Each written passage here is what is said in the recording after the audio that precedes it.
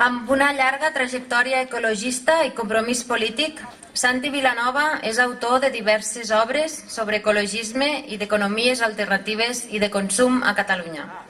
Ha estat guardonat per aquesta tasca en diverses ocasions i ha format part de múltiples associacions en aquests àmbits. Un fort aplaudiment per a Santi Vilanova.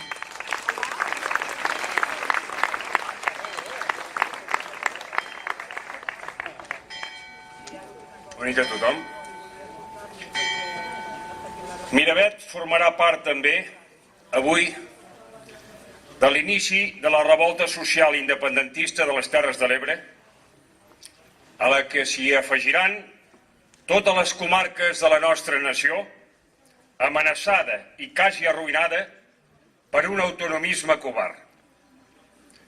Aquí, el 1643, durant la Guerra dels Segadors, les tropes castellanes van ser derrotades i aquella victòria va tenir una gran repercussió a tot el país. Recordeu, aquella guerra es va iniciar per una pressió fiscal brutal sobre els catalans per part de la monarquia de Felip IV i del seu primer ministre, el tenebrós Conde Duc Olivares. Que d'aquella revolta popular va sorgir la primera tentativa de secessió a càrrec del president de la Generalitat i canonge de la Seu d'Urgell, Pau Claris, que declarà la República Catalana independent. Nosaltres avui no volem un corpus de sang com aquell. Volem un corpus de pau que ens guanyarem terròs a terròs, comarca a comarca, fins a aconseguir la plena sobirania nacional. Aquí a Miravet, el 25 de juliol del 1938, els revolucionaris republicans varen conquerir la vila durant pocs dies. Va ser una curta esperança d'aquella tràgica darrera batalla de l'Ebre contra les tropes franquistes. Les serres de pàndols i cavalls ens recorden la sang vessada de tants patriotes. Em venen aquest vespre a la memòria uns versos del poeta gironí Narcís de Comadira sobre aquestes serres. Tants ametllers que ara, en trèmoles fulles, verdegen entre feixes i espandats. Trenen arrels amb ossos de soldats i es nodreixen d'oblit i de despulles, sense recel. Per qui fruita la terra? Per qui fruita la terra, ens pregunta el poeta. La resposta és fàcil, no, Pep Riera? Els fruits de la terra han de ser pels que la treballen i l'estimen, no pels especuladors del territori i els que la contaminen.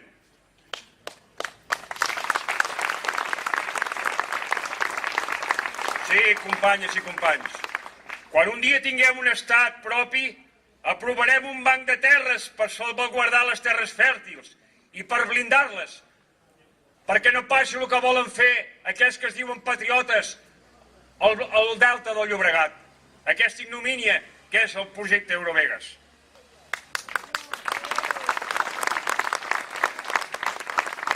Avui, Miravet està conquerida pels nous templers independentistes, per aquest sometent pacifista i republicà que forma l'Assemblea Nacional Catalana. Som la gran esperança ètica que reclama la nostra societat civil per exigir un front patriòtic, un front polític patriòtic, que tingui el coratge de declarar la independència de forma unilateral en el Parlament de Catalunya, sense esperar potser cap referèndum, pur amb aquest referèndum, que no sigui un referèndum que pugui convertir-se en un mare magnum subvertit pels espanyols. Hem de declarar la independència al Parlament de Catalunya.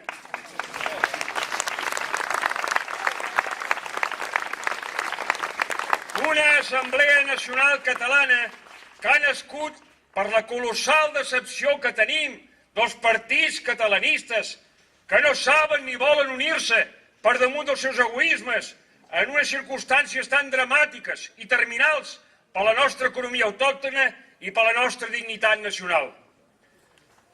Si els nostres parlamentaris no s'adonen de la suma gravetat d'aquesta crisi primordial i màxima i no l'aprofitem dignament per alliberar-nos d'un estat que ens espolia, el primer resultat de tal inconsciència serà, no en dubteu, la recaiguda amb agreujants en un estat miserable i ignominiós. I no volem aquest futur pels nostres fills i pels nostres nets. Si els nostres polítics no reaccionen a temps, haurem d'estar preparats per constituir responsablement un govern provisional, integrat per la nostra gent més preparada i generosa, per negociar amb les instàncies internacionals la creació d'un estat propi que volem desnuclearitzat. Això sí, un estat lluny del perill radioactiu.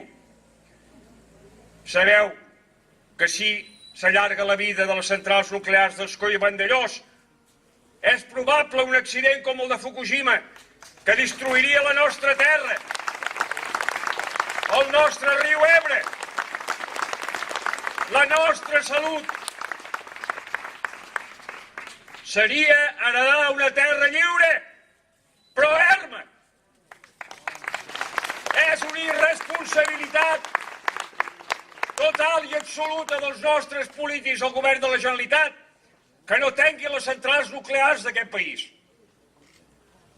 Avui, el drama social i econòmic de milers de famílies treballadores i de classe mitjana, escanyades lentament pels bancs, les caixes, les companyies energètiques, per les autopistes, però el propi govern català ens obliga a preguntar-nos: independència política o revolució social?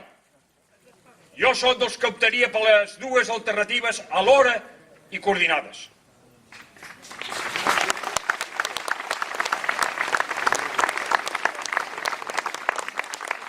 Mireu, durant les 3 darreres dècades he seguit les activitats dels polítics que han conduït la transició. I amb honroses excepcions he de dir que encara no mereixen la confiança per liderar la ruptura amb Espanya. Vull dir, però, que seria un error monumental i una ingenuïtat gravíssima deixar que el futur estat català el condueixin els autors d'aquesta crisi catastròfica. Bravo!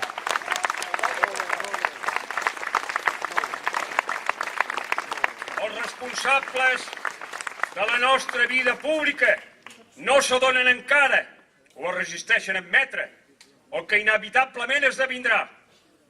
Parlo d'una casta política endogàmica que s'ha autollagotejat, que ha controlat despòticament els mitjans de comunicació públics i que s'ha enriquit legalment.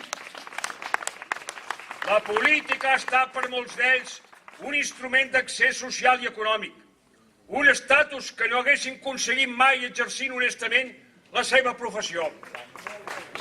Molt bé! La política els ha donat a molts d'ells accés a relacions i connivències inconfessables, alguns fins i tot una tapadora per delinquir, altres per arribar a ser banquers sense estudis d'economia, atorgant crèdits amb empreses mediàtiques perquè els hi donguin credibilitat política.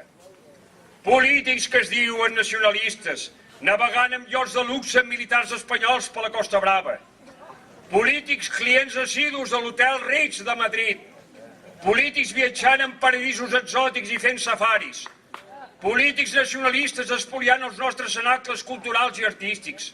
Polítics gaudint de tota mena de privilegis i dietes sense ètica. De veritat, amics, patriotes de veritat, podem creure que aquests patriotes voldran perdre els seus privilegis per servir a un futur estat català que cerqui la justícia social i que vulgui evitar que els recursos estratègics caiguin en mans dels grups econòmics i energètics de sempre. Aquests grups del franquisme que encara ens dominen. Desenganyem-nos. Ens han promès un pacte fiscal amb l'estat espanyol que 3 dies després d'aprovar-se al nostre Parlament ja és una quimera, és un brindis al sol.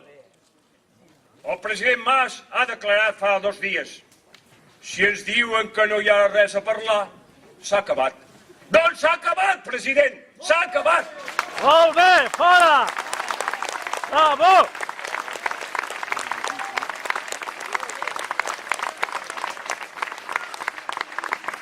L'espoliació continuarà i continuarà si no hi posem remei.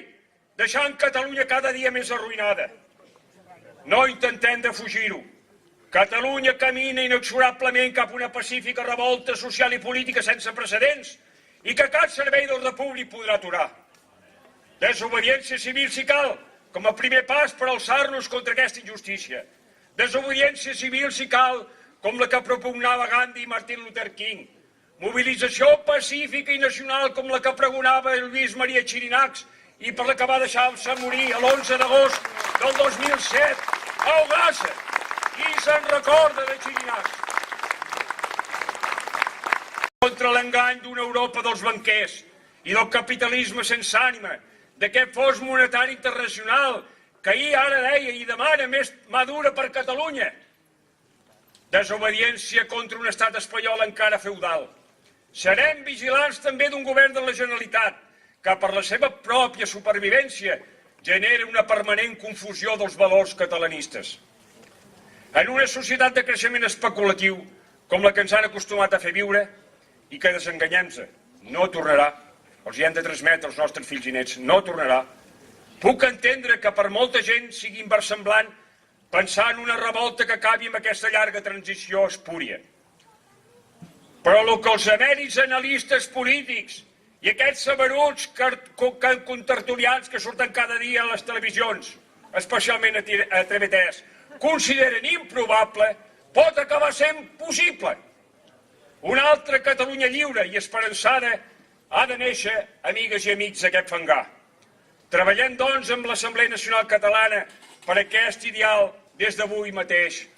Solidàriament, alçats, sense repòs, com canta el Raimon a la poesia de Salvador Espriu. Salvat en poble, ja l'amo de tot, no gos macell, sinó l'únic senyor. Visca Catalunya lliure! Lliure! Visca les Terres de l'Ebre! Visca!